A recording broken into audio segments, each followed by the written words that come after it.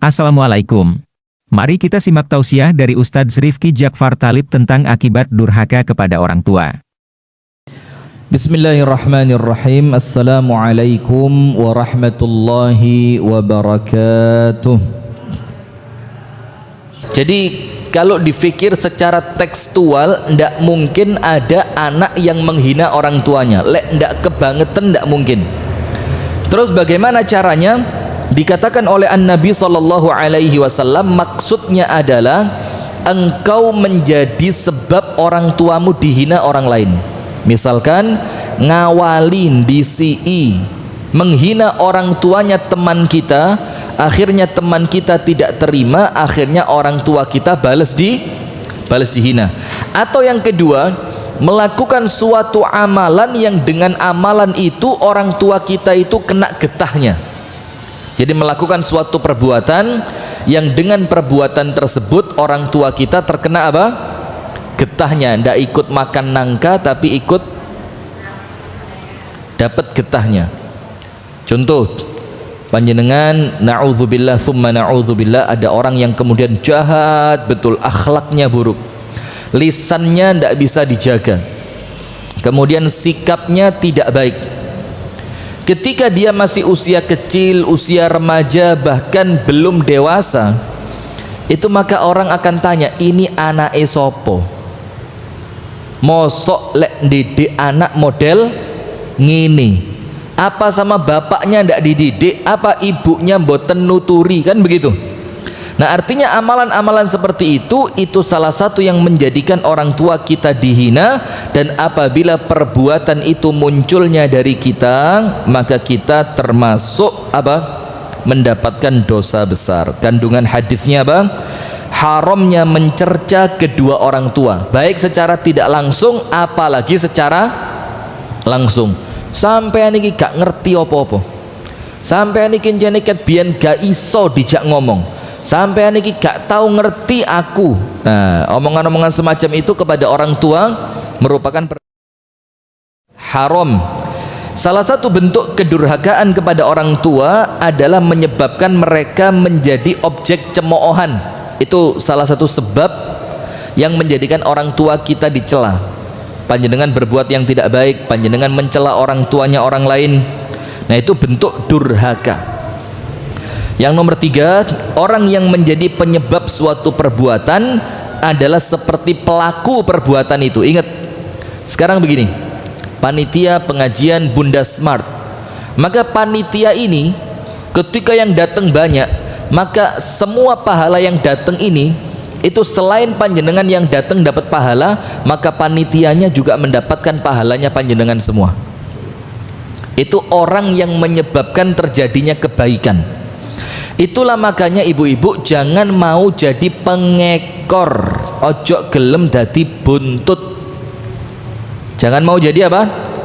Ekor, followers yang tidak baik. Iya, seperti bebek ngikutin maknya. Kecuali kalau buntutnya amanah, tidak apa-apa, bagus. Tahu buntut depot amanah? Belum pernah nyoba. Jadi sudah banyak yang membuktikan, ngomongnya memang, oh pantes kalau Ustadz Rifki tidak pernah putus mempromosikan itu ini ya pantes. Memang betul-betul enak, tapi mahal-mahal. Jadi memang khusus untuk yang lanjut. Saya mau ngomong apa tadi? Untuk kebaikan ibu-ibu sekalian, untuk menjadi kebaikan, apa artinya? Jangan mau di belakang. Sayangnya kita ini, Bu, untuk kebaikan itu gak gelem dek ngarep. Wes sampean ae mbak, engko tak ewangi. Wes sampean ae mbak, engko aku melok teko. Wes sampean ae mbak, engko aku pokoknya ndukung. Begitu ndak? Padahal kalau jadi yang paling depan di dalam pelopor kebaikan itu, kalau ada di belakang panjenengan orang-orang yang mengikuti, maka semua pahalanya itu selain orang yang melakukan dapat tidak dikurangi sedikit pun, maka pelopornya mendapatkan yang sama. Maka hadisnya mengatakan, ad-dal 'alal khair ka fa'ilihi lahu ajrun ka ajri fa'ilihi. Orang yang menunjukkan suatu perbuatan baik, maka dia mendapatkan pahala seperti orang yang melakukannya.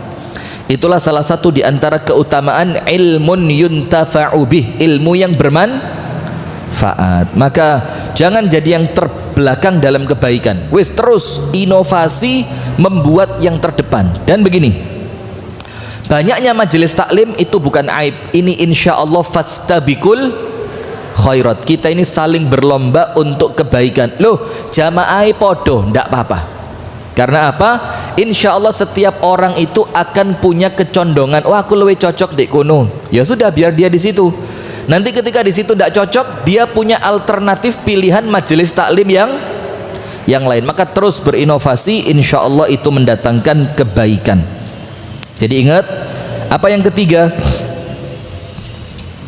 Orang yang menjadi penyebab suatu perbuatan, maka dia mendapatkan pahala yang sama. Atau kalau perbuatannya buruk, dia mendapatkan dosa yang sama. Sama seperti anak yang durhaka kepada orang tuanya, sama orang tuanya dilaporkan kepada Umar, ternyata yang dihukum bukan anak tapi orang tuanya. Tahu ceritanya kan? Kenapa? Karena ternyata orang tuanya tidak mendidik anaknya sampai anaknya menjadi anak yang durhaka. Maka kedurhakaan anak itu tidak 100% kesalahan anak, tapi karena orang tua yang tidak mendidik. Maka sama Umar yang dihukum siapa?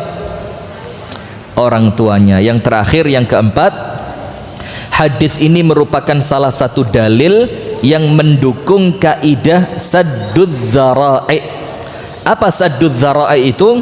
Menutup pintu terjadinya keburukan. Artinya apa? Kalau tidak ingin orang tuamu dicela, bagaimana caranya? Kalau tidak kepingin orang tuamu menjadi bahan ejekan, maka bagaimana caranya?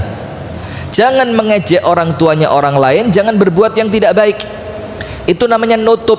Termasuk makna nutup ini, kalau kita tidak boleh zina, maka arah yang mendekatkan kita pada zina itu ditutup terlebih dahulu. Faham ibu-ibu ya?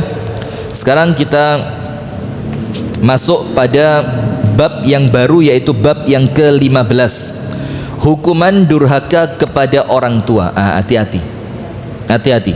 Ini saya ulang untuk yang kesekian kalinya, karena memang ini salah satu yang paling baik untuk terus diulang. Tidak boleh bosan dengan nasihat.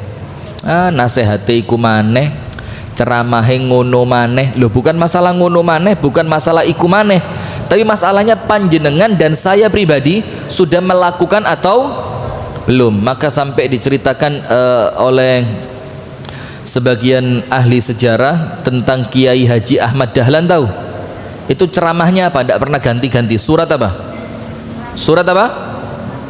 Al-Ma'un. Surat apa? Al-Ma'un, tidak pernah berhenti. Wa yamna'unal, itu terus dibaleni sampai muridnya bilang, wahai guruku, kan Al-Quran itu 30 juz. Kenapa kok Al-Ma'un, Al-Ma'un, Al-Ma'un, Al-Ma'un, Al-Ma'un, Al-Ma'un, Al-Ma'un, Al-Ma'un? Apa beliau katakan? Iya, karena ini bukan untuk dilewati sebelum bisa diamalkan. Maka kalau kita belum bisa mengamalkan, artinya kita belum faham. Ibu-ibu tahu tidak bedanya bisa tahu dan faham? Tahu. Oh, tahu enggak? Tahu. Tahu hukum durhaka kepada orang tua itu haram. Tahu. Tapi tetap nyentak sama orang tua. Itu tahu tapi tidak faham. Contoh gini. Ibu-ibu tahu apa itu renang? Renang, tahu. Apakah setiap orang yang tahu tentang makna renang dia bisa renang? Tidak bisa. Tahu keutamaan sholat tahajud? Kenapa tadi malam tidak ada yang bangun? Ini muka-muka tidak ada yang bangun ini. Matanya tembem semua. Mata saingan sama pipi. Tahu keutamaan nunggu di masjid sampai matahari terbit, kemudian tunggu beberapa saat, kemudian sholat sunnah syuruk atau isyraq 2 rakaat. Tahu keutamaannya? Diamalkan tadi? Jangan bohong, tambah dosa kok ya. Ngaji akhirnya dosa. Nah, artinya beda antara orang yang tahu dan orang yang faham. Nah, maka sekarang begitu.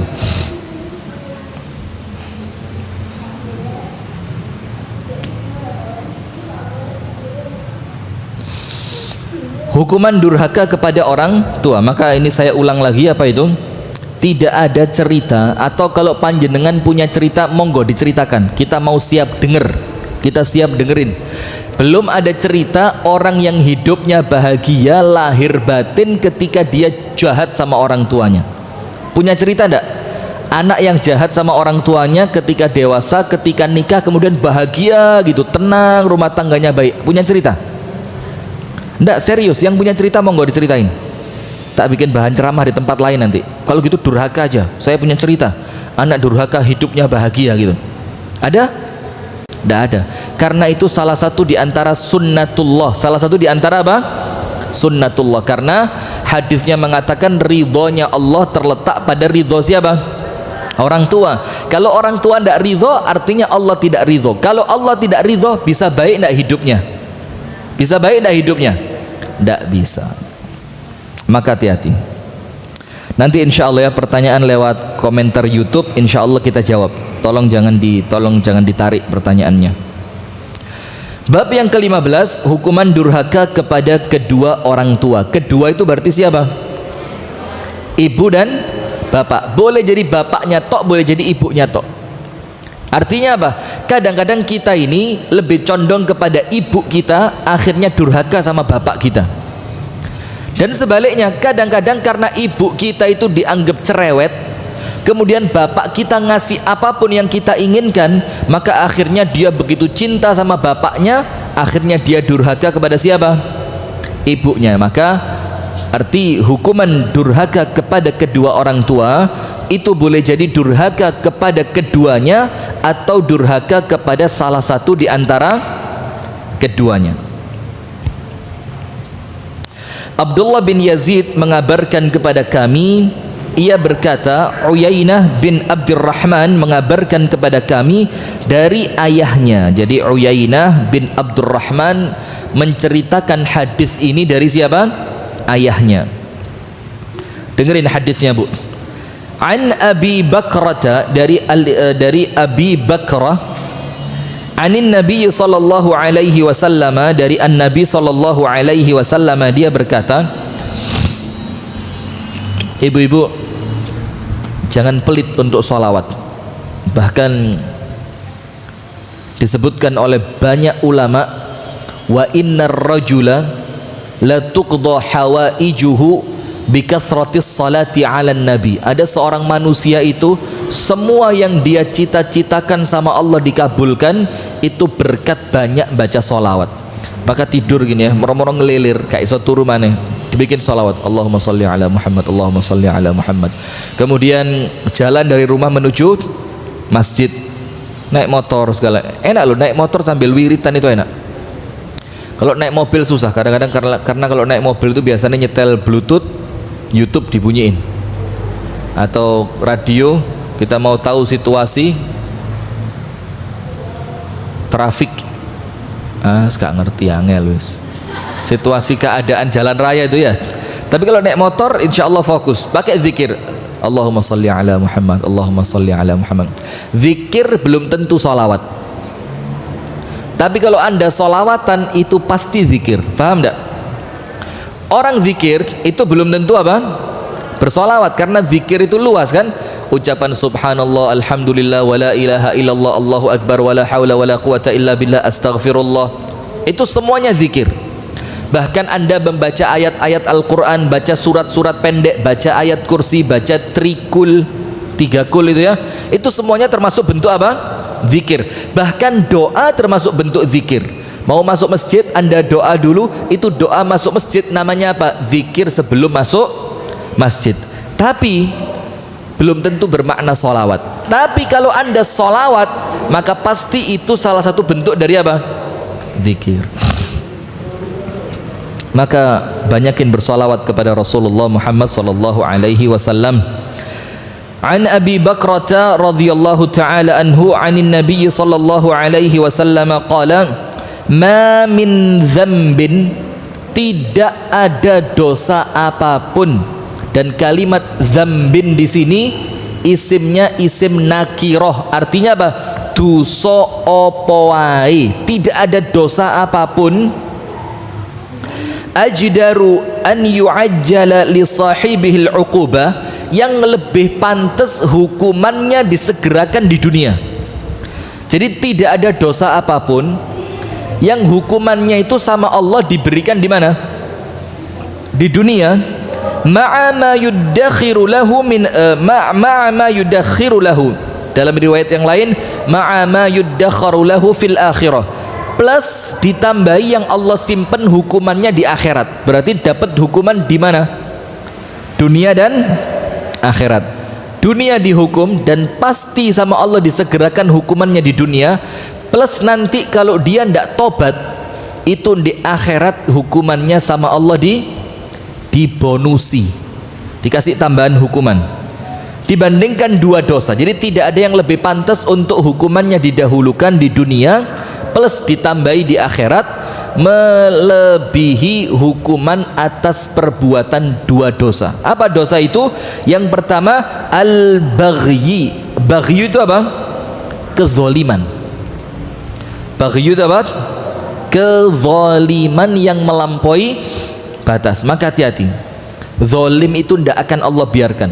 Zalim sama suami, zalim sama istri, zalim sama anak, zalim sama orang tua, zalim sama tetangga, zalim sama teman, zalim kepada partner bisnis, zalim sama siapa lagi?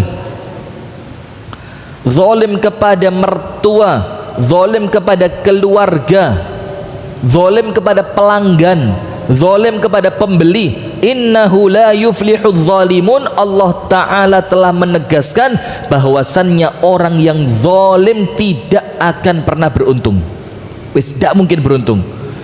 Artinya termasuk pengkhianatan dalam rumah tangga, selingkuh lan kanca-kancane.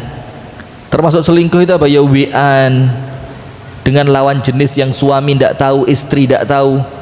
Kemudian saling berbalas komen di kolom komentar Facebook yang kemudian kesannya tidak lagi berbalas komen yang wajar, tapi mulai rodok mulai rodok apa? Iya, nyerempet lah ya, mulai rodok nyerempet, mulai Masya Allah ukhti itu khimarnya bagus sekali, beli di mana? Kamu laki lalu apa ngomong khimarnya ukhti bagus sekali, mau beli di mana? Ente mau pakai khimar? Kan tidak mungkin. Oh enggak, ini buat nanti calon istri anak suka loh perempuan yang pakai khimar seperti itu. Gombal mukio. Ngerti? Gombal mukio. Tahu gombal mukio? Apa gombal mukio itu? Apa? Yes, gombal mukio ya. Nah, kita lanjutkan pemirsa Madani TV yang dirahmati oleh Allah dan pemirsa MJA TV, kemudian rekan Dakta FM Bekasi, kemudian teman-teman dari Satu Kiblat Medan yang semoga kita bersama dirahmati dan diberkahi oleh Allah Subhanahu wa taala. Nah, artinya ibu-ibu sekalian, tidak ada hukuman atas sebuah dosa yang hukuman itu oleh Allah dikasih dua kali. Di dunia pasti dikasih, dan nanti di akhirat sama Allah ditambahi kalau orangnya tidak tobat. Apa itu? Yang pertama al-baghyu. Al-baghyu itu zalim. Zalim seperti tadi. Zalim itu apa sih? Curang. Zalim itu apa sih? Tidak menempatkan sesuatu pada tempatnya, yang seharusnya dihormati dilecehkan, yang seharusnya setia dikhianati, yang seharusnya dia jujur ternyata dia tidak jujur, yang seharusnya dia menepati janji dia ingkar janji. Itu namanya al-baghyu. Termasuk zalim yang paling parah itu urusan haknya orang lain. Hati-hati, hati-hati. Tanahnya orang, barangnya orang, terus uangnya orang, terus yang paling medeni mana? Kehormatan orang lain. Karena tanah ada nilainya. Dijukuk pirang meter sih? Anu iki Pak Ustadz, diambil itu ke kiri 1 meter kali 17 meter itu panjangnya. Itu belum yang belakang 20 mm diambil sama dia. La haula wala quwata illa billah. 20 mm sik gedean untu. 20 mm diambil. Tapi nah, Maka hati-hati. Tanah, kemudian kalau tanah ada nilainya. Misalkan Anda beli jilbab sama orang, jilbabnya tidak dibayar, ada nilainya. Sekaruan ono regane, paham tidak? Jadi kalau Anda bayar itu seiso, Mbak iki Mbak yo wingi aku lali Mbak, durung sempet bayar, iki tak bayar. Ada nilainya. Tapi kalau kehormatan ada nilainya tidak? Kehormatannya diinjak-injak, orangnya difitnah, orangnya disakitin, orangnya dighibahin, orangnya dilecehkan harga dirinya, tidak ada nilainya. Ini zalim. Dan apa Allah katakan? Rasul sallallahu alaihi Allah Subhanahu wa taala berfirman, "Innahu la yuflihudz zalimun." Catat ini rumus. Innahu, sesungguhnya, la, tidak pernah akan sekalipun, yuflihu, menjadi beruntung. Beruntung itu yo seneng, yo bahagia, yo tenang, yo bati. Az-zalimun, orang-orang yang berbuat apa? Zalim. Maka lihat rumah tangga yang diawali dari kezaliman, tidak akan langgeng. Apa rumah tangga diawali dengan kezaliman itu? Dengan mengorbankan salah satu pasangan. Kalau bahasa kerennya itu mungkin pelakor, perebut laki orang, atau periskor, perebut istri orang. Ini rumah tangga yang diawali dengan semacam itu rumah tangga yang dibangun dari kezaliman. Mungkin bahagia sebentar, sak kecup tok ya, mungkin 2 tahun pertama. Dan antum silakan lihat berita-berita artis, a'azzanallahu wa iyyakum ajma'in, semoga Allah menyelamatkan dan memuliakan kita semua. Yang awal nikahnya orang tuanya tidak ridho, sekarang ceritanya kemana semua? Awal nikahnya lari, tidak ada ridho dari orang tuanya. Awal nikahnya itu sampai dia musuhan sama orang tuanya gara-gara dilarang nikah. Sekarang ya apa cerita rumah tangganya? Coba sebutin satu persatu. Ada 3. Yang pertama, Ustadz kok tahu? Ya ngetes saja. Kemana sekarang cerita rumah tangga mereka? Iya serius, kemana rumah tangga mereka sekarang? Tidak ada. Itulah makanya hati-hati. Terus bisnis yang diawali dengan kecurangan, tidak akan bahagia. Kemudian ya semuanya lah, pokok yang dilakukan dengan kezaliman maka tidak mungkin apa? Tidak mungkin sempurna, tidak mungkin bahagia. Kenapa? Allah yang menuliskan rumusnya, innahu la yuflihudz zalimun, bahwasannya tidak akan pernah beruntung orang-orang yang zalim. Itu yang pertama, al-baghyi. Yang kedua, wa qati'atir rahimi, dan memutus tali silaturrahim. Artinya orang yang mutus tali silaturrahim itu Allah hukum 2 kali. Di dunia dihukum, di akhirat dihukum. Dan para ulama menjelaskan makna yang lebih kuat di dalam memaknai hukuman yang Allah dahulukan di dunia plus ditambahi di akhirat dengan kalimat silaturahim, itu artinya itu apa? Durhaka kepada orang tua. Nah, coba, tidak ada. Maka orang durhaka sama orang tua itu uripe mesti soro. Uripe mesti apa? Soro. Karena Rasulullah yang mengatakan bahwasannya hukuman orang yang durhaka kepada orang tuanya itu sama Allah didulukan di dunia sebelum nanti ditambahi di mana? Di akhirat. Dan minimal, Bu, dengerin, hati-hati, hati-hati. Ibu-ibu, kadang-kadang ibu-ibu ini rotok jur'ah itu tajarru, apa bahasa Indonesianya? Terus terang ini otak saya lagi iya, jur'ah itu nantang gitu loh, nantang, mokong. Nah, ngerti mokong?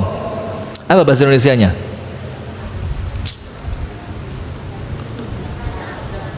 Dablek bahasa Jawa. Tapi memang pas itu kalimat dablek itu pas memang. Oh, itu pas banget untuk menafsirkan jur'ah, itu pas. Sembrono, dablek, begedut, buandel, sok nantang, itu semua tercakup dalam kalimat jur'ah. Kadang-kadang perempuan begitu, dia dorong suaminya untuk jahat sama orang tuanya. Ingat bu, minimal balasannya apa? Nanti putra putri anda akan didorong sama pasangannya untuk zalim sama anda. Wah, itu hati-hati. Kalau ndak cepet-cepet minta maaf sama orang tua, kalau ndak cepet-cepet tobat sama Allah, dibalas pasti. Kama tadinu tudan, sebagaimana kamu berbuat kamu akan dibalas seperti perbuatanmu. Innal al jaza'u min jinsil amal, balasan itu sesuai dengan amalan. Innahu la yuflihudz zalimun, dan Allah tidak ridho sama orang yang zalim seperti itu, pasti dibalas. Maka hati-hati sekarang. Kalau kita pernah melakukan itu, kita merasa pernah berdosa seperti itu, apa yang kita lakukan? Cepat-cepat ndak tobat dulu, minta maaf dulu. Kenapa? Ini berkaitan dengan hakun adamiyun. Berkaitan dengan apa? Hak sesama manusia. Kudu beres dhisik, baru kemudian banyak-banyak tobat. Ndak cukup juga, ditambahi apa? Kalau dulu biasanya durhaka, sekarang ditebus. Dengan apa nebusnya? Kita berbuat kebaikan sebagai gantinya dulu kita durhaka. Ndak bisa. Yang pertama apa? Minta maaf kalau orangnya masih hidup. Yang kedua, cepet-cepet banyak tobat, banyak istighfar kepada Allah Ta'ala. Yang ketiga, ditebus kesalahannya. Kalau dulu berbuat durhaka, sekarang ganti berbuat yang baik sama kedua orang tua. Kuatirnya apa? Kuatirnya kita bakal Allah balas, dan kalau Allah sudah balas bu, ndak bisa dah lu getun ya Allah, kok anakku ngene, ilingen sampean biyen lapo mbek orang tua. Loh, dosa apa aku? Akeh dosamu, gak zakate takon. Banyak orang ndak sadar, dosa apa ya Allah? Loh, dosamu akeh. Termasuk omongan itu termasuk dosa, karena menganggap diri tidak berdosa, ngawur. Nah, maka kandungan hadis ini apa? Kandungan hadis ini dikatakan, yang pertama, penetapan bahwa hukuman pelaku zalim dan pemutus tali silaturahim akan disegerakan di dunia sebelum nanti dibalas tambahan di akhirat. Jadi hati-hati loh, ndek dunia iki gak suwe, ndak lama. Jangan sampai waktu yang tidak lama ini kita korbankan untuk sengsara. Jangan sampai waktu yang tidak lama ini kita korbankan untuk apa? Sengsara. Yang kedua, haramnya menentang penguasa. Dan yang ketiga, menyambung tali silaturahim adalah kewajiban, dan memutusnya merupakan dosa besar. Hati-hati. Dalam Islam itu ada ampunan yang Allah berikan kepada seluruh umatnya Nabi Muhammad setiap pekan 1 atau 2 kali, Senin Kemis atau Kemis tok. Itu semua dosanya umat Islam sama Allah diampuni, kecuali 2. Kecuali berapa?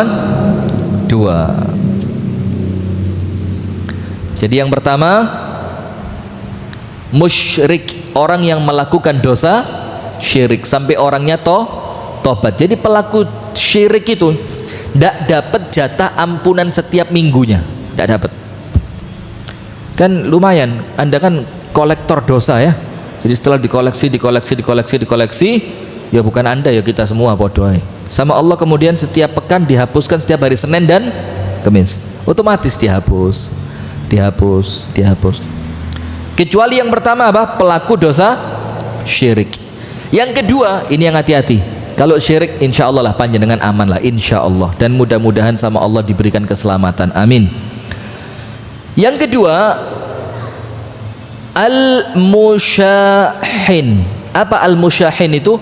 Orang yang onok masalah mbek koncone, mbek dulure, mbek tonggone, mbek wong tuane, mbek anake, tapi dia belum maaf-maafan. Ketika malaikat akan menghapuskan dosanya dia, apa Allah bilang? Anziru lihadzain. Allah bilang, tolong malaikat yang 2 ini jangan dihapus dulu dosanya. Malaikatnya kemudian tanya, ila mata ya Rabbi, sampai kapan ya Allah dosanya dia tidak boleh dihapus? Apa Allah bilang? Hatta yastaliha, sampai mereka berdua baik-baikan. Bukan baik-baikan apa? Sampai mereka berdua saling memaafkan. Jadi Anda pilih saja, gengsi minta maaf atau gengsi memaafkan, yang akhirnya dosa Anda sampai mati sama Allah tidak diampuni tiap minggunya, atau gengsinya dibuang dulu sebentar, Anda datang kepada orang yang Anda pernah punya masalah, kemudian Anda maaf-maafan, Anda saling istihlal. Istihlal itu apa? Saling menghalalkan. Wis Mbak Yo, halal Mbak Yo, ono sesuatu yang mungkin pernah saya lakukan, sampai juga sama Mbak saya halalkan semuanya, maka mulai hari itu setiap pekan dosa Anda sama Allah diampuni seminggu 2 kali. Dan bukan 1-2 dosa, semua dosa. Nah sekarang dipikir coba, Pak D, Bude, Pak Lek, Bule, Misanan, Besan, Besan yang sudah mantu, hati-hati. Besan ini biasanya gak ada api besan. Delokan dalam. Sabar. Anakku lek tas mulit ke omah besan mesti kuru. Lek di omahku seger putih. Teko omah besan, ya Allah, kuru. Paling dikon-kon ngepel, umba-umba, kora-kora, lo ya apa? Maka kalau tidak maaf-maafan ini, maka kemungkinan diampuninya untuk dapat jatah ampunan per pekan tidak ada kemungkinan diampuni. Sekarang kita baca satu pertanyaan dulu dari kolom komentar YouTube. Ustadz mau tanya, bagaimana sikap kita kepada orang tua yang selalu menuntut ke anaknya sesuai keinginan dia? Dan saya sebagai anaknya sudah berbakti sesuai ajaran Islam. Menuntut di sini sebagai anak saya sudah semaksimal mungkin berbakti kepada ibu saya. Namun ibu saya mengatakan saya durhaka. Ibu saya mengatakan saya bukan anaknya dan hal-hal buruk yang lainnya. Apakah saya tetap durhaka, Ustadz? Sebagai anak sudah sering saya minta maaf, bahkan berkali-kali minta maaf, namun ibu saya tetap kekeh belum memaafkan. Saya sudah main ke rumah mencium ibu saya berkali-kali, tapi tetap saja sama. Ya Allah, ini kesian ini. Jadi tolong ya, untuk orang tua juga jangan memberatkan anak. Ojo ngabot-ngaboti siapa? Anak.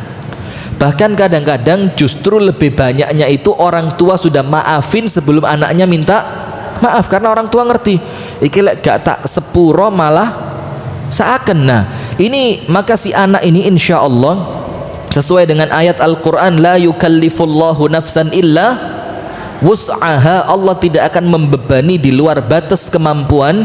Yang kedua, fattaqullaha mastata'tum, takwa kepada Allah semampu kalian. Maka artinya kalau memang betul seperti apa yang Anda ceritakan, Anda sudah maksimal, sudah minta maaf, tapi kemudian orang tua tetap seperti itu, maka insya Allah Anda tidak kena seperti yang diceritakan dalam hadis ini. Kenapa?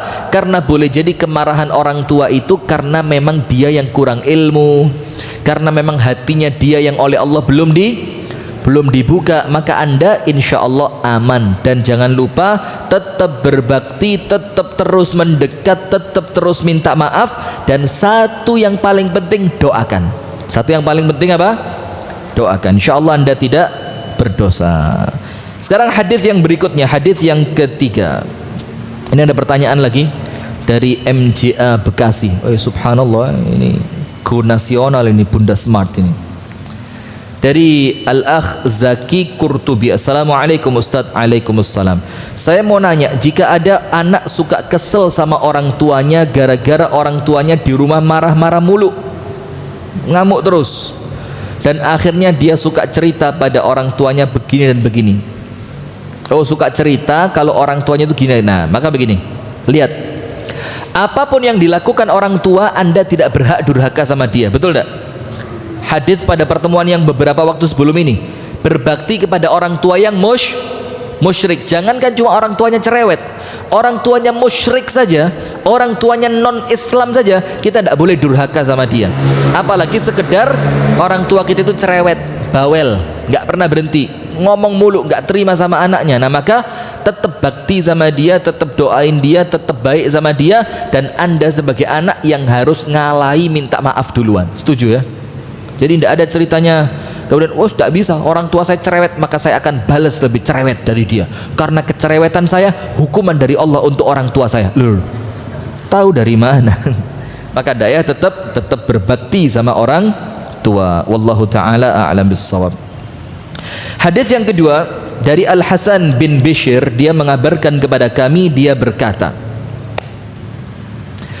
Al Hakam bin Abdul Malik mengabarkan kepada kami dari Qatadah dari Al Hasan an Imran ibni Husain radhiyallahu taala anhu qala, dia mengatakan, qala Rasulullah sallallahu alaihi wasallam.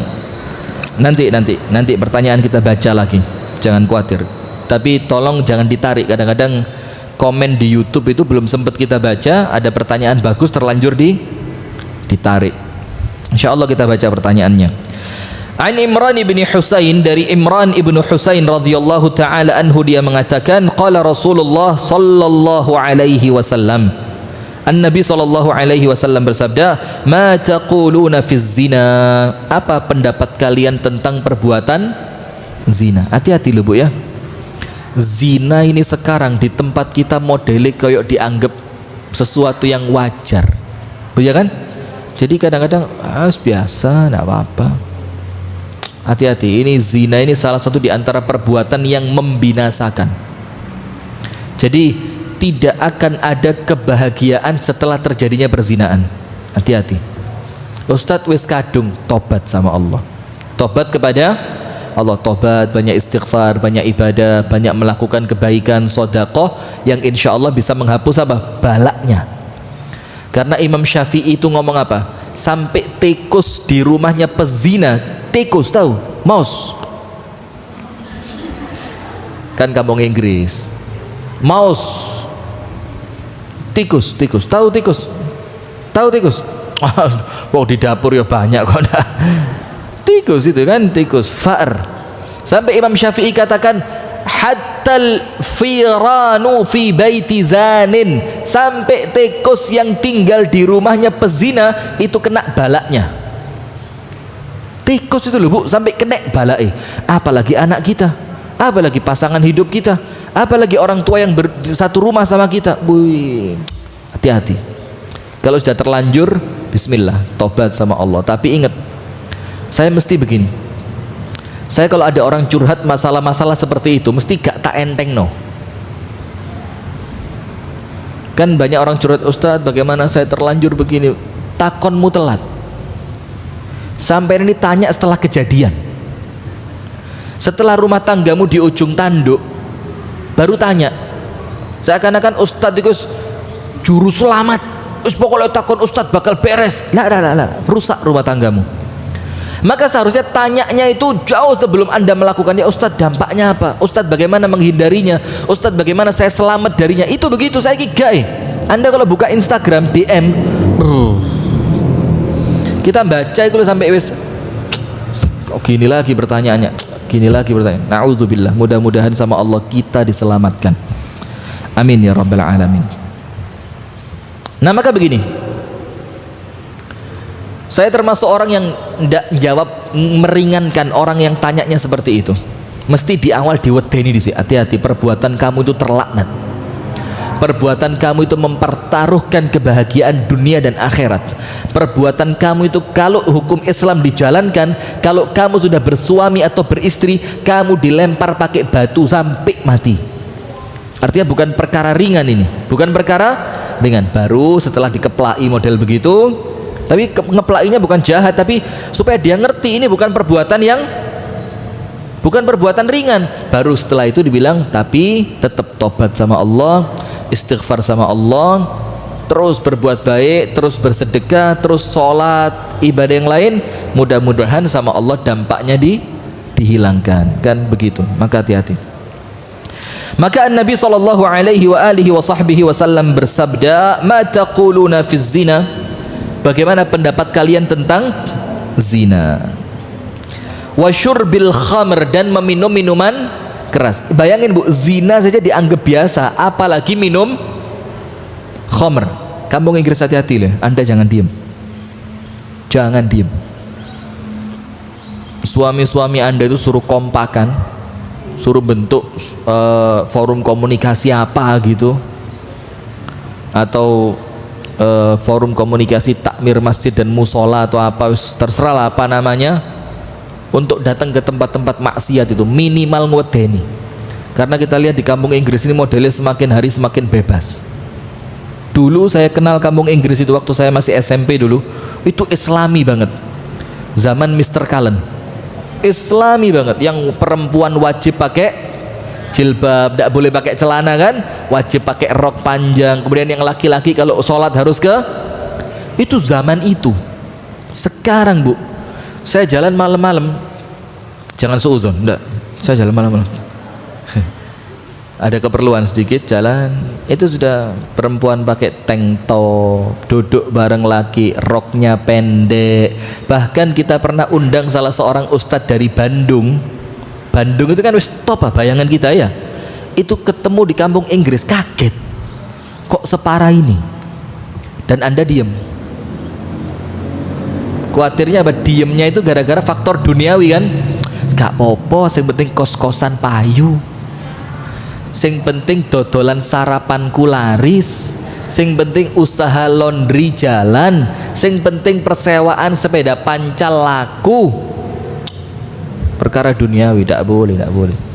Maka Allah katakan dalam Al-Quran, wattaqu fitnatan la tusibanna alladzina zalamu minkum khassah.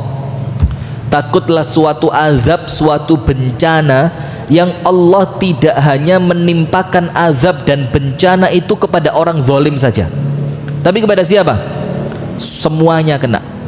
Disebutkan oleh para ulama tafsir, kenapa orang yang baik juga kena? Karena mereka cuma baik, tidak memperbaiki. Li'annahum taraku al-amru bil ma'ruf, li'annahum taraku al-amra bil ma'ruf wan nahya 'anil munkar. Karena mereka meninggalkan amar ma'ruf nahi munkar. Maka nanti kalau kampung Inggris ini mor-mor banjir bandang, kalau mudah-mudahan tidak, amin ya rabbal alamin, maka semuanya habis. Untung rumah saya di Kasembon. Bagaimana Kasembon disik wong tekon itu kok gini? Begitu. Wa syurbil khamr, bagaimana pendapat kalian mengenai minum minuman keras? Wassariqah, dan tentang pencurian. Apa pendapat kalian? Zina, khamr, pencurian. Qulna Allah wa rasuluhu a'lam, kami mengatakan, para sahabat menjawab, Allah dan Rasulnya yang lebih tahu. Artinya para sahabat ini beradab di hadapan Nabi. Mereka tidak mau jawab kalau di hadapan mereka ada siapa? Rasulullah Muhammad sallallahu alaihi wasallam. Qala, Rasulullah mengatakan, hunnal fawahish. Rasul katakan, itu semua perbuatan yang menjijikkan. Fahisyah itu perbuatan keji yang apa? Na'udzubillah, thumma na'udzubillah. Itu perbuatan yang jembei. Ngerti jembei? Gilani bahasa Inggrisnya apa? Jangan malu-maluin loh. Gilani apa bahasa Inggrisnya? Mana guru bahasa Inggris? Apa jelek? Apa Bunda Diana? Bad? No, bukan. Bad itu jelek biasa, tapi gilani itu sesuatu yang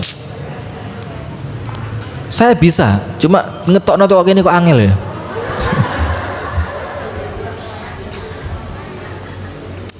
Itu apa ya? Lanjut.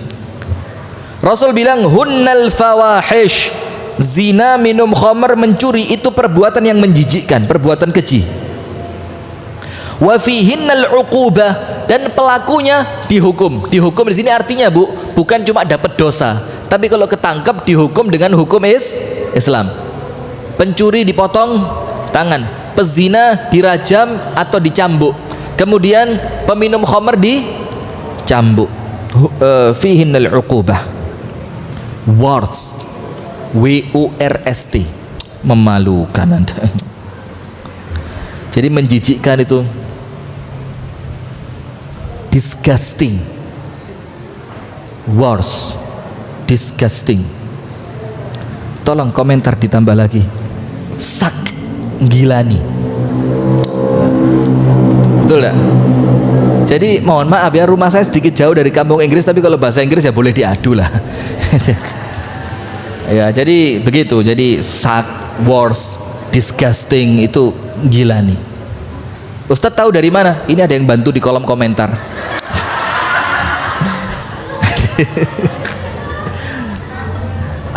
Daripada saya bohong, ini yang komentar malah ngomong, loh kan saya yang ngomong Ustadz kok nggak disebutin.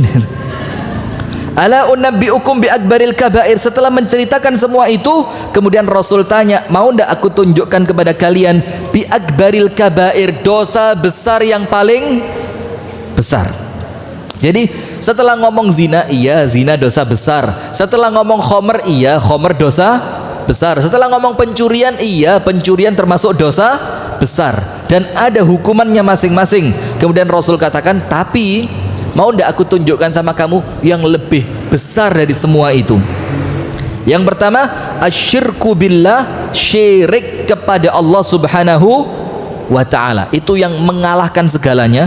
Yang kedua, uququl walidain, durhaka kepada kedua orang tua. Jadi bayangin Bu, Anda jangan sembrono loh ya, durhaka itu Bu ngalang-ngalai zina. Durhaka itu ngalang-ngalai Anda mabuk. Durhaka itu mengalahkan Anda nyuri barangnya orang. Itu durhaka sama orang tua. Wa kana muttaqi'a fahtafaza faqala, dan waktu ngomong tadi Rasulullah itu senden. Rasulullah apa? Senden. Santai gitu. Muttaqi'a. Maknanya dua. Muttaqi'a itu boleh jadi senden dengan santai, layeh-layeh, boleh jadi tidur apa ini? Tangannya itu menyangga pipinya. Itu muttaqi'ah. Fahtafaza qala, kemudian Rasulullah langsung duduk tegak dan ngomong apa? Wa syahadatuz zur atau wazur, dan sumpah palsu.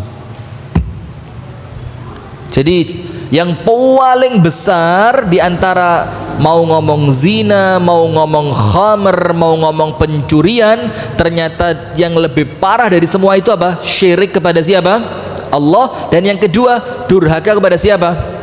Orang tua. Jadi hati-hati, jangan sok suci. Aku gak tahu mabuk, gak tahu zina, aku gak tahu nyolong 5 waktu di masjid, 5 waktu di masjid, tapi sama ibunya kasar. Ente lebih buruk dibanding pezina. Kamu lebih buruk dibanding peminum khamr. Kamu lebih buruk dibanding pencuri. Karena apa? Dia melakukan dosa yang terbesar setelah syirik, yaitu durhaka kepada siapa? Orang tua. Dan salah satunya apa?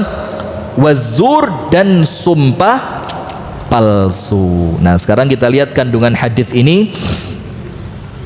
Disebutkan yang pertama, kandungan hadis yang ke-30, kekejian syirik dan durhaka kepada orang tua. Jadi ketika Rasulullah mengatakan hunnal fawahish, zina, khomer, pencurian itu perbuatan apa? Keji.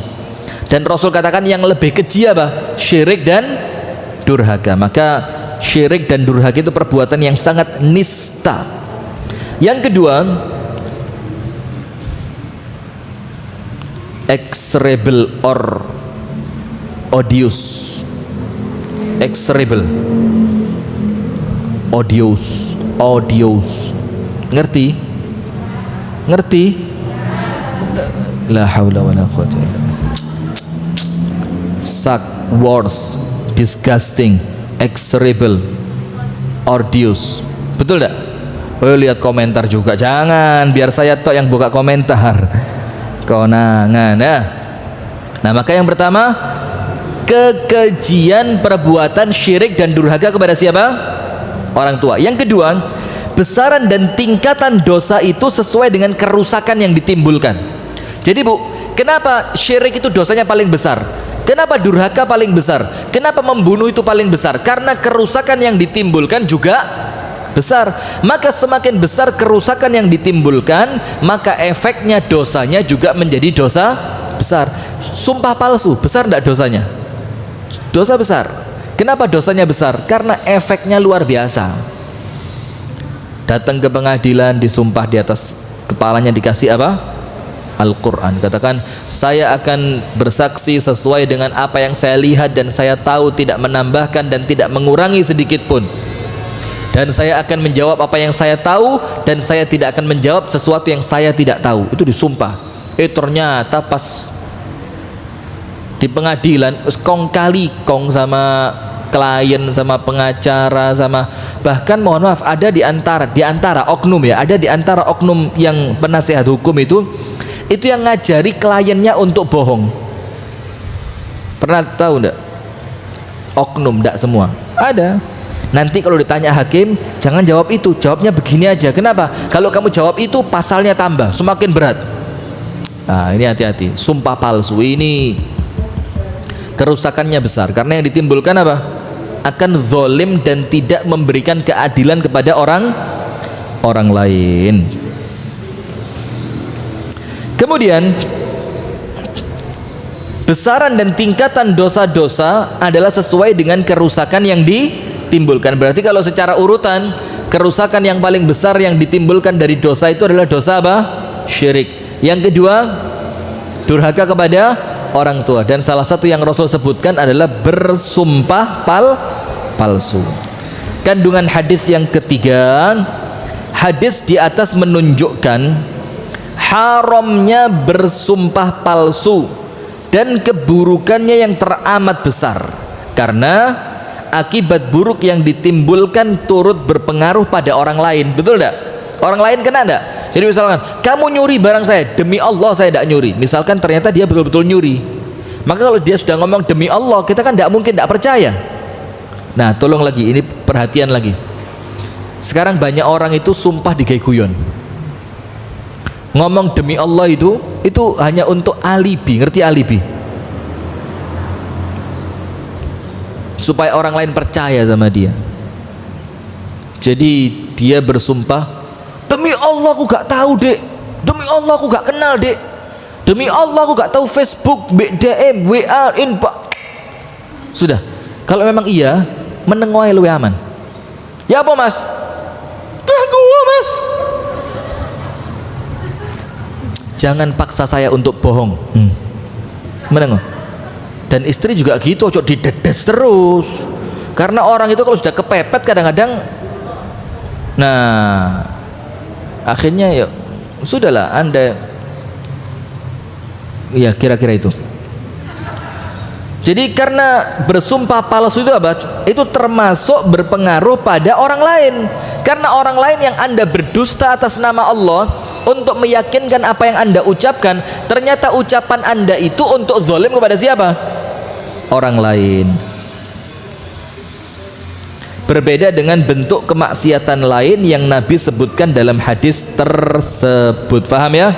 Jadi pada bab yang ke-15 kita membaca apa? Hukuman durhaka kepada siapa? Orang tua. Nomor 1, hukumannya itu sama Allah didahulukan di mana? Di dunia. Kalau tidak tobat ditambahi di mana? Akhirat. Yang nomor 2, durhaka kepada orang tua lebih keji dibandingkan zina, khamr, pencurian. Zina, khamr dan Pak Anto, jazakumullahu khairan, iklan. Jazakallah khair. Es kelamut. Apa kelamut? Kelapa muda, ada jeruk nipisnya, gulanya pakai. Ini kalau gula merah lebih keren Pak Anto. Gulanya sudah. Jangan ditambahi, jangan. Bungkus tidak apa-apa. Gulanya, kemudian kelapa mudanya, esnya. Ya maaf ya, mundur.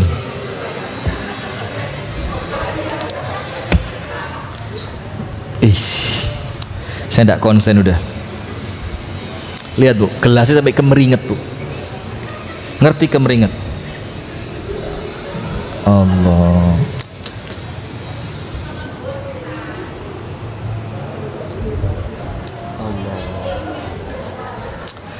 Kecutnya lemonnya ini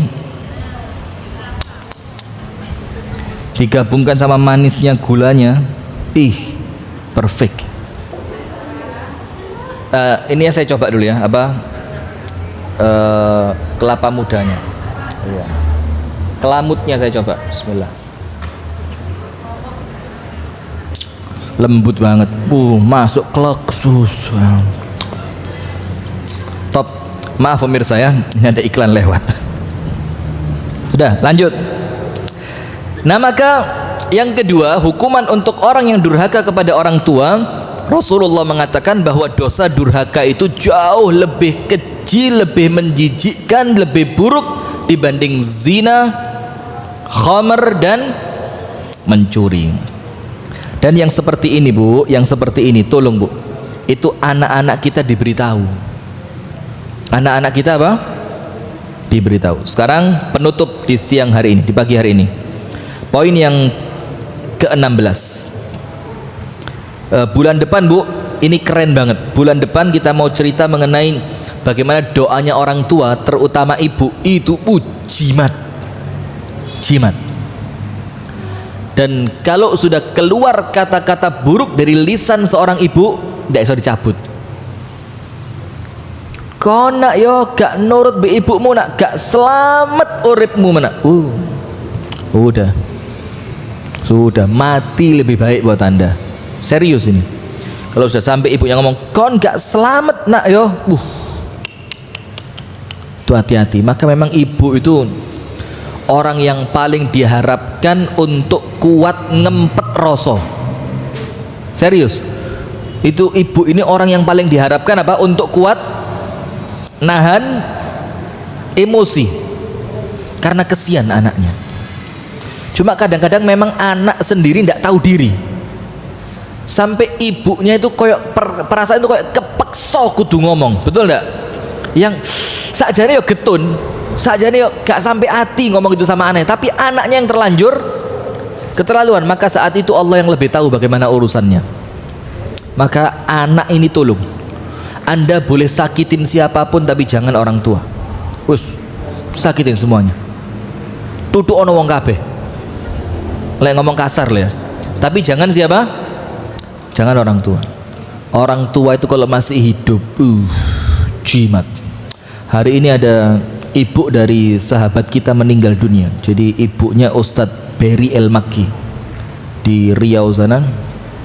Ibunya meninggal. Mudah-mudahan Allah merahmati beliau. Amin ya rabbal alamin. Nah, sudah.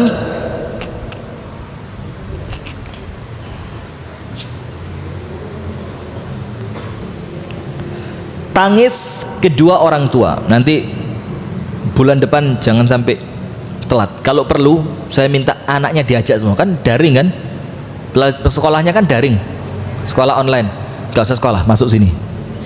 Nanti difoto laporin ke orang tuanya. Ini lagi sekolah yang lain Bu Guru, gitu. Lagi sekolah yang lain Pak Guru, dan ini jauh lebih penting dibanding pelajaran matematik, dibanding pelajaran biologi, bahasa Indonesia, bahasa Inggris, PPKN, sejarah, IPS, antropologi, sosiologi, akuntansi, apalagi pelajaran itu, kesenian, bahasa daerah. Bahasa daerah saiki lahir procot di Jawa, tapi setiap ujian bahasa daerah itu 4 paling bagus, itu maksimal nilai itu 4. Hono coroko itu Bu, Allahu Akbar Bu, ono buntute, ono capile, sudah bisa saya. Tapi itu sesuatu yang saya lihat menarik. Tulisan Jawa itu, tulisan Hono coroko itu indah banget lah ditulis, kayak keren itu.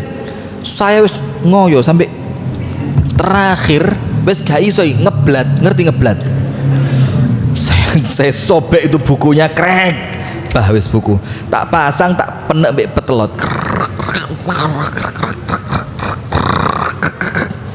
Ketika guru saya tahu saya ngumpulin kok bener, guru saya kaget. Rifki kok bisa? Rifki kok, dia bilang. Terus guru saya curiga, nyontek di mana? Saya bilang saya enggak nyontek. Nyontek di mana? Enggak nyontek. Ayo kamu niru punya siapa? Enggak niru. Terus ngapain? Ngeblat. Ngeblat, tahu ngeblat ya?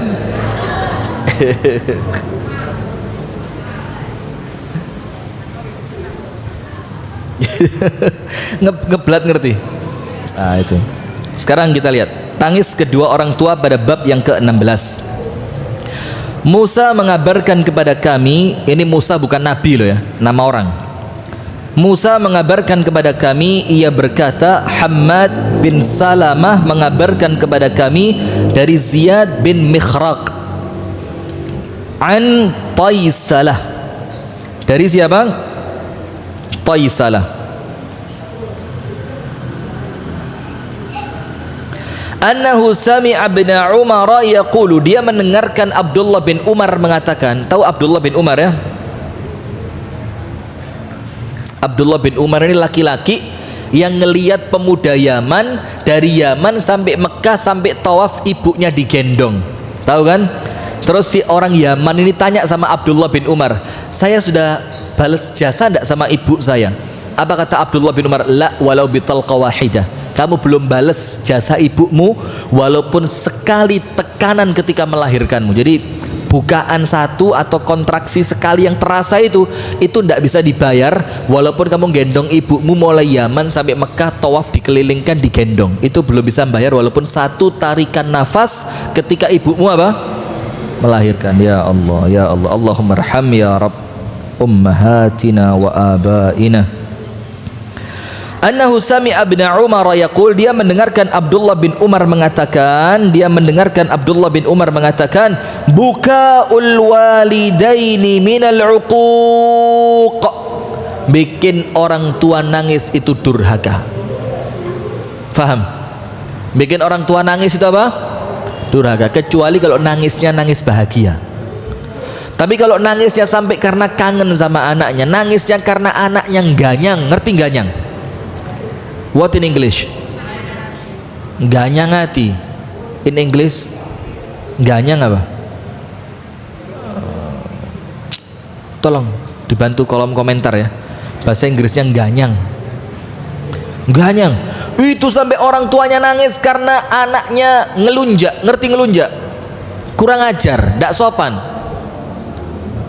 Apa ndak sopan itu? Impolite. Spellingnya yang bagus ya.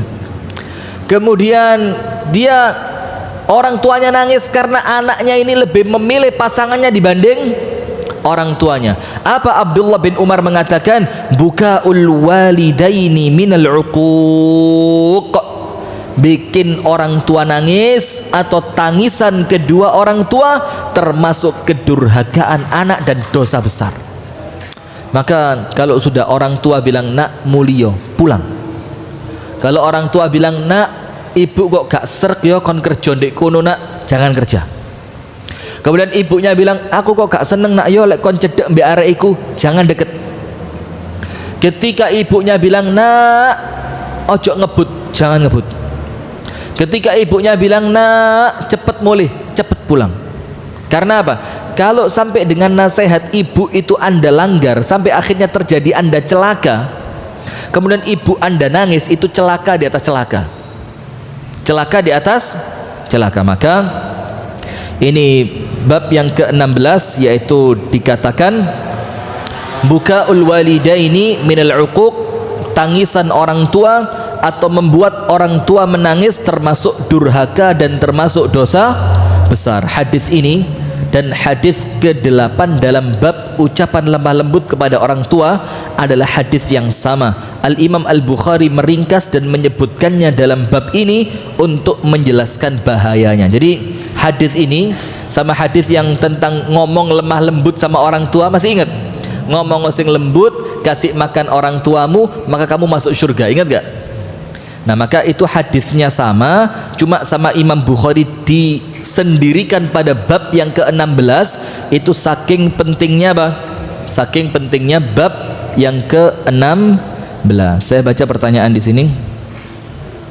Ahlan wa sahlan, saudara dari Panggul, Hadi Wijaya. Ustadz maaf, insya Allah saya masih banyak salah sama bapak dan ibu saya. Dari Yayu Mufidah. Bagaimana caranya minta maaf karena beliau sudah meninggal? Telat. Insya Allah setiap kali habis sholat tetap doa saya tujukan kepada ibu dan bapak saya. Naam. Jadi begini, minta maaf kepada orang tua dalam keadaan kita pernah durhaka dan orang tua kita sudah apa? Meninggal. Maka cara meminta maafnya adalah dengan berbakti kepadanya setelah mereka meninggal.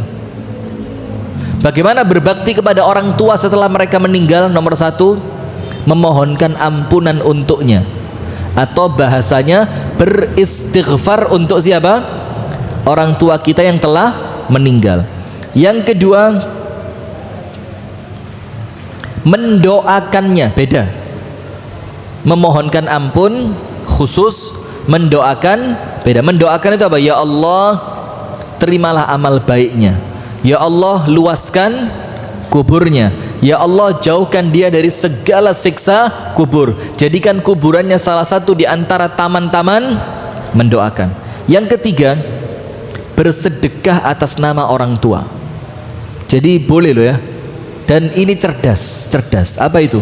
Ketika Anda nulis di amplop mau dimasukin ke kotak infak, tulis atas nama Ibu Hajah titik-titik misalkan. Itu orang tua Anda yang sudah meninggal. Masukin plung.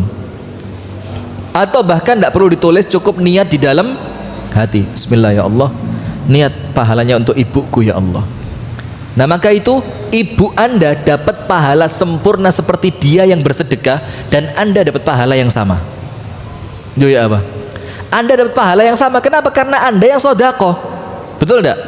Bersedekah atas nama orang tuanya. Sampai ada salah seorang di antara ulama salaf itu miskin betul, tapi dia kepingin berbakti sama ibunya setelah ibunya meninggal. Apa yang dilakukan?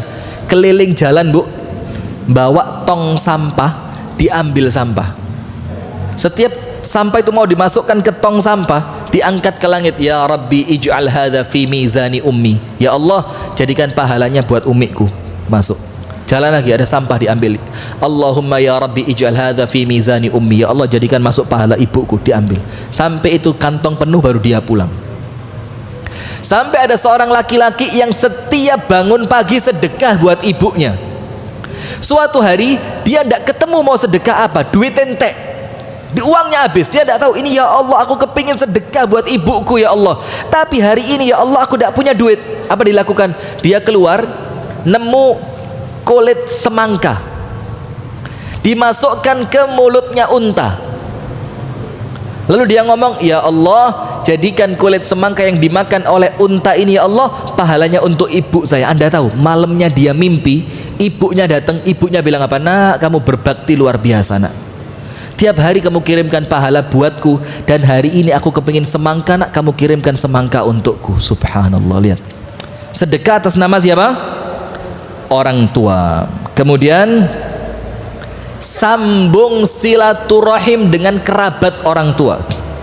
Sambung apa? Sambung silaturahim dengan kerabat orang tua. Dan tentu untuk Anda minta maafnya karena orang tua sudah meninggal, tobat dan istighfar kepada siapa?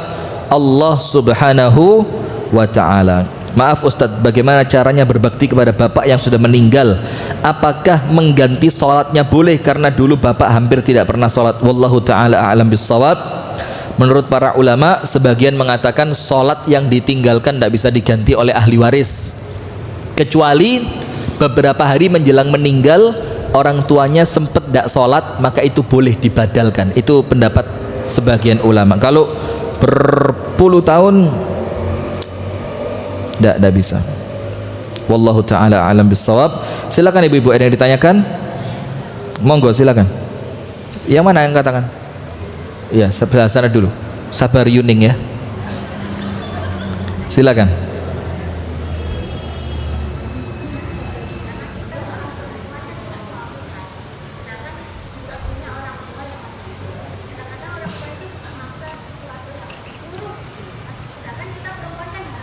Taat suami. Sip. Terus pertanyaannya apa?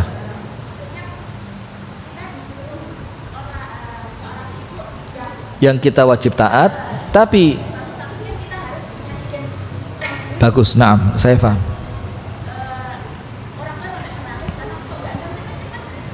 Ya. Bagus. Jazakillah khairan wa barakallahu fik. Jadi begini, ini kasus banyak kejadian. Jadi seorang wanita yang sudah menikah dalam keadaan dia masih punya orang tua, artinya dia dituntut untuk taat kepada dua. Taat kepada orang tua masih wajib, taat kepada suami juga prioritas. Sampai suatu ketika ibunya nyuruh sesuatu untuk cepat-cepat dilakukan karena dia belum dapat izin dari suami, atau mungkin karena misalkan ibunya minta sesuatu yang menjadikan Anda harus keluar rumah, yang keluar rumah itu perlu izin suami. Akhirnya ketika Anda belum dapat izin dari suami sampai ibunya marah, tidak usah khawatir, Allah Maha tahu. Ketika sampai ibu Anda marah atas sesuatu yang Anda memang tidak kuasa melakukannya karena uzur, maka Allah jauh lebih tahu. Tapi ingat, tetap harus berkomunikasi dengan orang tua dengan baik. Ngomong, maaf bu, aku kepingin ngelakoni sing ibu kongkon, kepingin cepet-cepet bu, tapi aku juga punya kewajiban untuk taat sama suamiku. Itu poin pertama. Poin kedua, suami juga perlu diajak komunikasi. Karena apa? Suami yang baik adalah suami yang senantiasa mendorong istrinya untuk menjalankan kewajibannya taat kepada orang tua istri. Paham tidak?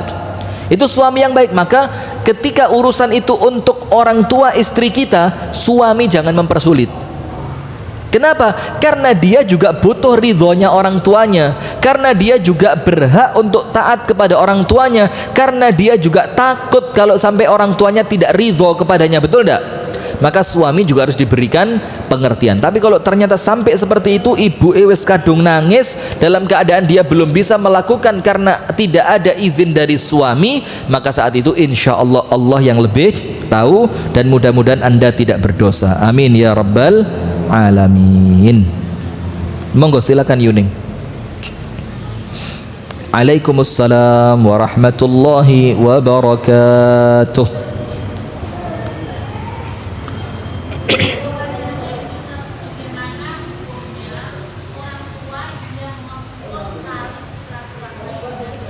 Tetap anaknya yang salah. Oh belum, tidak pakai masalah. Masalahnya ya putus silaturahmi tadi. Bagaimana masalahnya? ya Pak, masalahnya gimana? Jadi orang tua yang mutus, aku gak gelem petuk be awakmu gitu ya.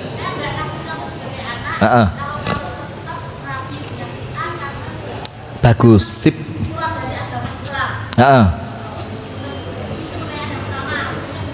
Bagus. Yang pertama dulu, saya gampang lupa sekarang. Jadi begini, enggak, serius.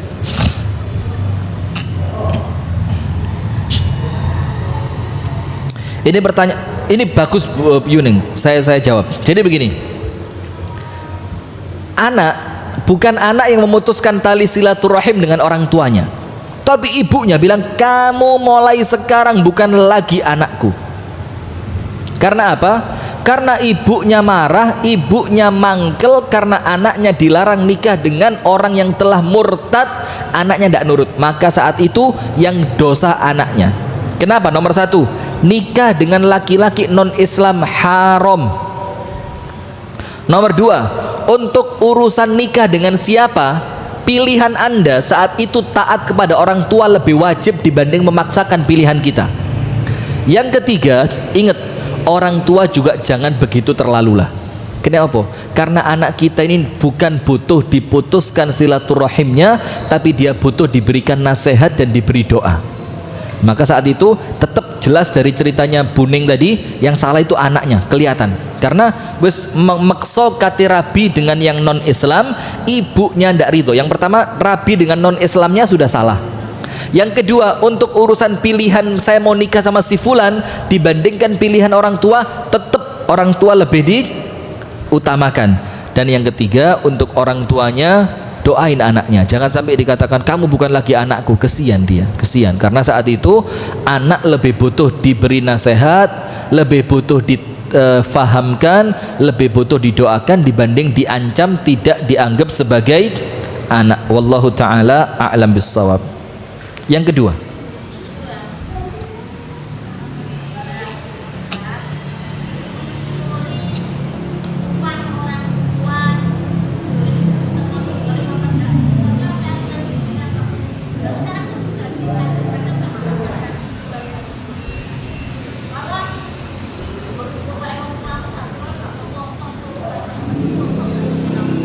Ah, bagus. Engko itu di kodekku ngono. Ah, bagus. Begini. Ada ucapan ngambil punya orang tua itu ndak apa-apa. Toh nanti juga jadi milik kamu. Itu kan setelah orang tua meninggal, Yuning. Artinya kalau orang tua meninggal kan hartanya orang tua warisan buat siapa? Anaknya. Selama orang tua belum meninggal itu mutlak milik orang tua. Tidak boleh anak mencurinya. Ketika anak ngambil milik orang tua tanpa sepengetahuan orang tua, hukumnya sama, itu pencurian. Nah, tapi kemudian ada beberapa perkara yang perlu dijelaskan. Kadang-kadang memang ada orang tua yang tidak memberikan kepada anak mencukupi kebutuhan. Dalam keadaan orang tuanya mampu, akhirnya sampai anak itu merasa apa? Kok pelit banget sama anaknya sendiri. Nah, maka saat itu hukumnya berubah. Ya tetap mencuri, tapi insya Allah lebih ringan ketika dia sekedar mengambil apa yang cukup untuk kebutuhannya. Dikiaskan dengan apa? Istrinya Abu Sufyan itu lapor sama Kanjeng Nabi, Abu Sufyan pelit dalam keadaan dia kaya. Dia tidak memberikan kepada aku dan anakku yang cukup untuk hidupku. Boleh tidak aku ambil tanpa sepengetahuannya? Apa Rasul katakan? Khudhi ma yakfiki. Ambil sesuai yang kamu butuhkan. Tapi ingat, tidak boleh ujuk-ujuk laporan dulu sama yang menjadi penengah. Rasul di situ kan sebagai apa di sini? Sebagai hakim.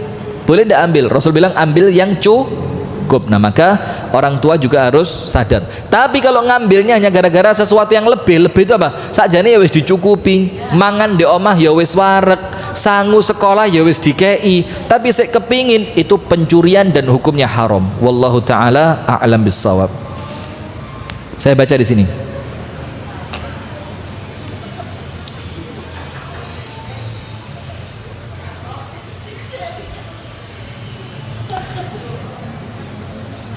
Bagaimana cara meminta doa kepada ibu untuk anak agar dipermudah segala urusan anak dan jodoh? Ini bagus dari Mas Boys. Bagaimana cara minta doanya ibu? Sekarang begini, tanpa Anda minta pun, normalnya orang tua, wabil khusus ibu, itu otomatis. Bahkan nama anak itu tidak pernah putus dari lisannya ketika berdoa. Cuma kalau ditanyakan bagaimana mintanya, yo minta secara, Bu jangan lupa doain saya, boleh. Yang kedua, dengan cara apa? Dengan cara Anda berbakti sama dia, otomatis dia akan ingat sama Anda. Dengan cara apa? Doakan ibu Anda, maka ibu Anda akan mendoakan Anda. Maka yang pertama, fahami, tidak mungkin ibu lupa sama anaknya dalam doa. Nomor dua, bagaimana mintanya?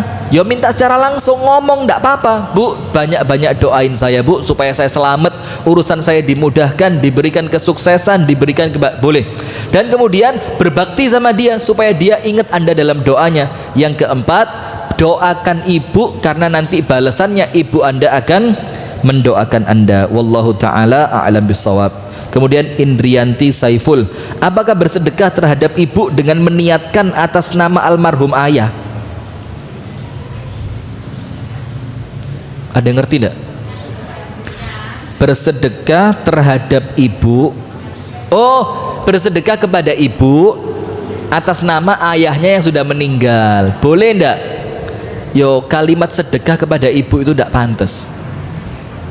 Karena semua yang kita punya itu punya orang tua kita.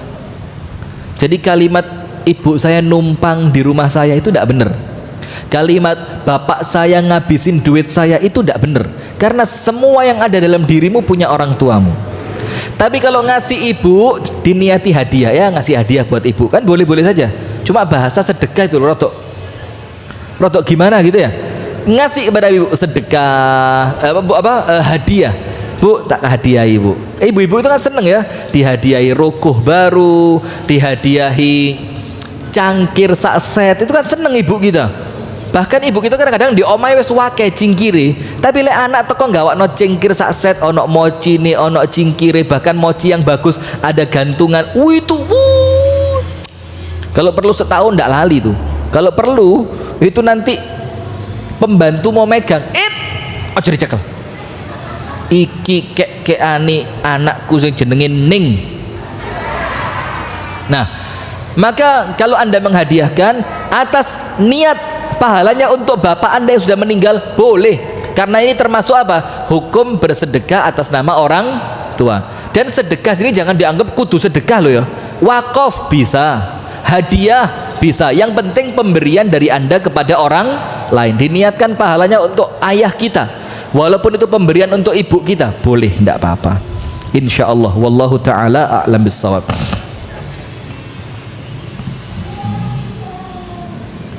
Apakah boleh? Ini dari Tiara Marlia. Siapa ini Tiara Marlia? Ahlan wa sahlan. Apakah boleh membaca Al-Quran diniatkan pahalanya diberikan kepada ibu atau ayah yang telah meninggal? Ini Bu, ada perbedaan. Oh, Ibu Tiara, ahlan wa sahlan Bu Tiara. Iya, Bu Tiara. Ingat Bu Tiara ya, yang di Mother School. Jadi baca Al-Quran diniatkan pahalanya untuk orang yang telah meninggal, itu ada perbedaan pendapat di kalangan ulama. Anda ingat ya, biar tidak terulang lagi.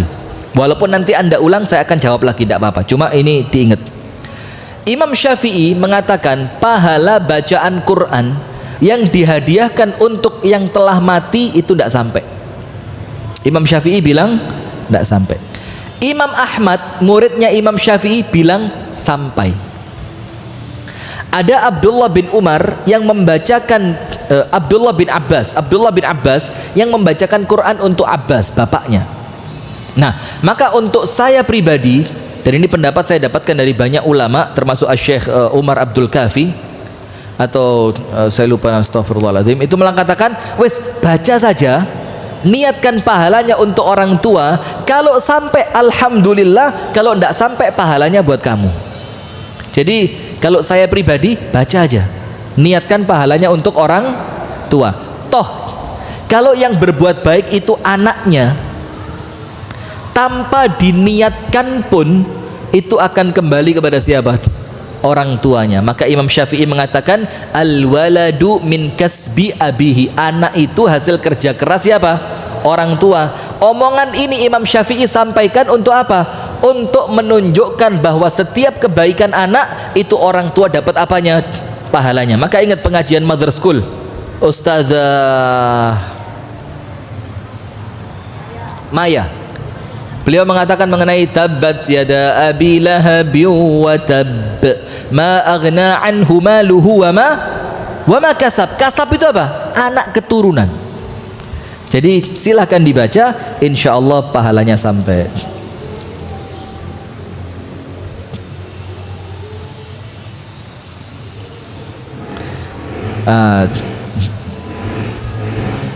Ini pertanyaan, bagaimana jalan yang harus saya lakukan? Saya mengalami pernikahan yang salah. Istri saya awalnya Kristen, kemudian tentu ketika nikah masuk Islam, dan sekarang kembali Kristen.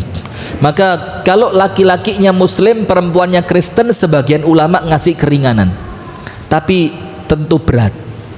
Karena dalam pendidikan anak, dalam rumah tangga, beda prinsip itu berat. Maka Anda coba dakwai dia untuk kembali masuk Islam. Anda coba doakan dia untuk Allah beri hidayah. Kalau dirasa sudah mentok, Anda punya pilihan cerai. Anda punya pilihan apa? Cerai. Wallahu ta'ala a'lam bissawab. Karena saya harus meninggalkan anak saya. Nah ini kan berat sekali. Jadi tobat, ikhtiar yang terbaik, doa sama Allah, minta petunjuk, istrinya dinasehatin, istrinya didakwain, terus seperti itu. Kalau tidak bisa, boleh cerai, boleh. Apa yang harus dilakukan? Ini dari Jepang, Bu. Ini dari Jepang, Ibu Suji Kristal. Apa yang harus dilakukan kalau bapak almarhum memberikan nama warisan, memberikan warisan untuk kakak semua, nama atas nama kakak. Oh, warisan itu di atas namakan kakaknya. Setelah bapak wafat, si kakak ini tidak mau bagi harta waris dengan adik.